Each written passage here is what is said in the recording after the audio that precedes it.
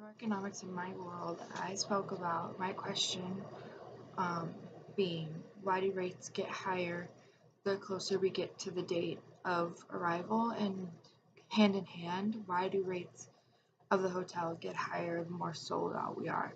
At the time, I didn't know these were kind of hand in hand. Um, I was mainly thinking about, well, if we get closer to the date, the prices get higher, and if we get more sold out, but we're still far away from the date, the prices still get higher. And then I realized that all the numbers still dropping, the demand is still dropping. Um, but I related it to a situation that had happened to me a while ago about a woman who wanted to get a really cheap rate for her stay and called, I think it was a week before her date of arrival. And usually that's when the prices are going to be the highest for rates, as the pattern I have seen. Um, she was very upset with me and kind of went off the rails, but you get used to it when you work in this kind of industry. And um, one thing I had to learn when I became a part of the hospitality industry is how to communicate strongly and using the right words and making sure you stated everything correctly. Otherwise, people are going to rip out from right underneath you. And I don't think people realize that hotels, have to make money. Yeah, like the only way hotels make money is your rate.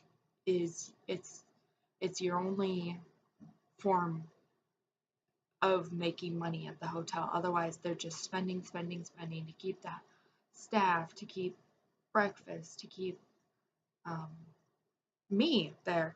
And they kind of forget that there's a whole industry behind the rate that they're paying, and it's how it's the only thing they're paying to stay at the hotel. Um, but the two questions that I asked ended up being very similar.